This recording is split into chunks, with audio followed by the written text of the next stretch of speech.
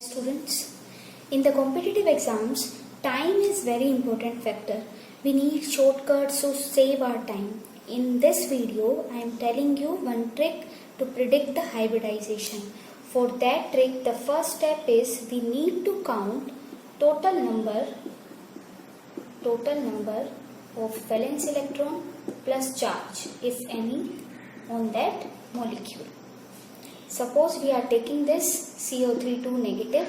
For that, 4 is the valence electron of carbon, then 3 is the number of oxygen, 6 is the valence electron for oxygen, plus 2 I am taking this charge.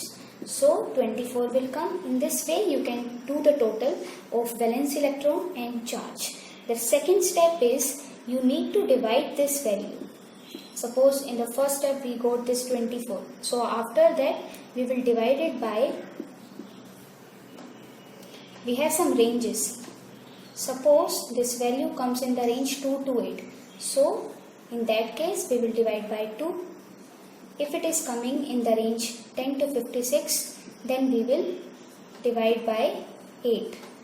And if it is coming in the range 58 or more than 58, then we will divide by 18. So after doing this, we will get one quotient that will be called as x. The third step is, suppose some remainder is left. After the second step, suppose some remainder is left, then what will you do? Again you will divide by 2. And by doing this, you will get one more quotient, that is your x. Okay, so now we have two quotients, x and y. So by the use of these two quotients, we will predict the type of hybridization and shape. How we will do this? See, this is the next step, fourth step. Suppose if x or x plus y is coming 2, so your hybridization will be sp. If it is 3, your hybridization will be sp2. If it is 4, hybridization will be sp3. If it is 5, hybridization will be sp3d.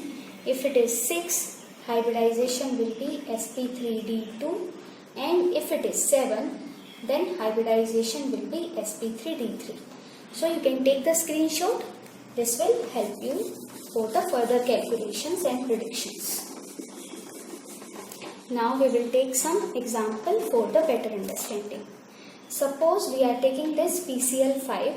So 5 for the phosphorus, then 5, this is the number of chlorine, and 7 for the chlorine, because chlorine belongs to group number 70. So it will come 40. This sum is coming in the range 10 to 56. So you need to divide by 8. After dividing, you will get 5. And by that table, your hybridization is sp3d and the shape will be the regular TBP trigonal bipyramidal.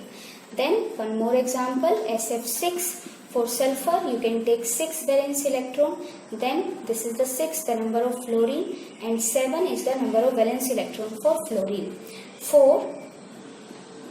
Now 42 plus 6, 48. This is also coming in the range 10 to 56. So what will you do? You will divide by 8. You will get 6, and by that table, the type of hybridization is sp3d2 and the shape will be octahedral. Then some more examples we will do.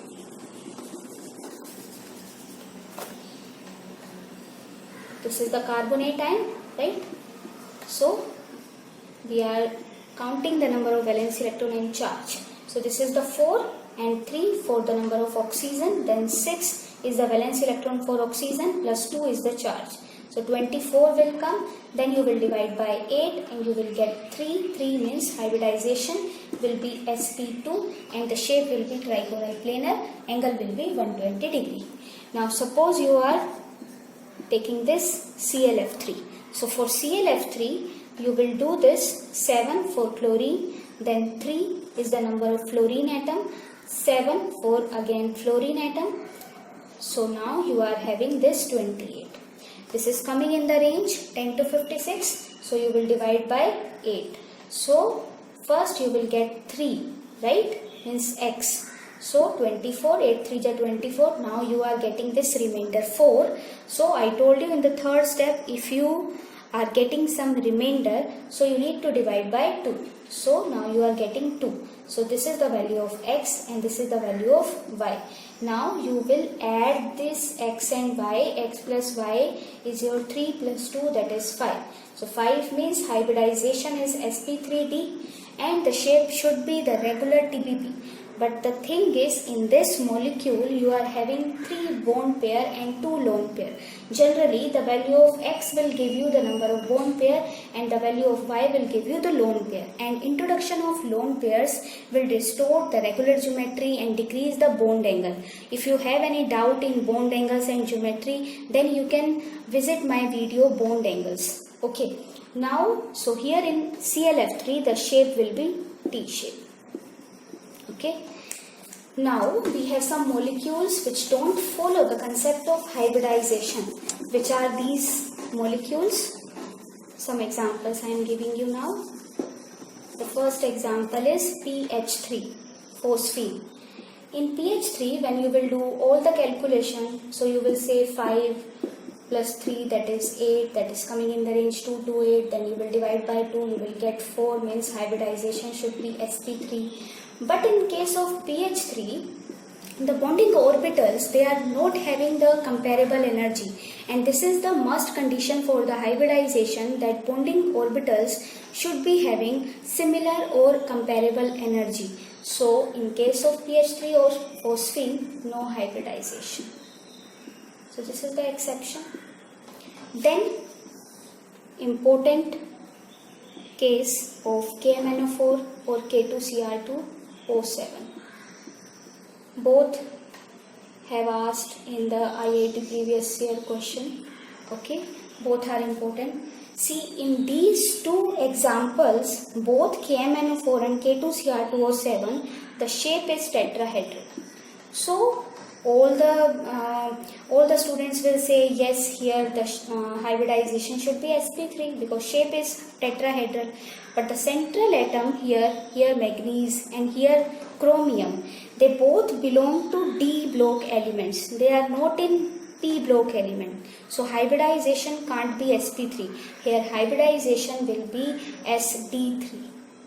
So students, if you like this video, please like, share and subscribe our channel. You can join our Facebook group, that is by the name Chem Club. The link is given in the description box, and you can visit my other videos also. Hybridization and the bond angle video link is also given in the description box. Thanks for watching.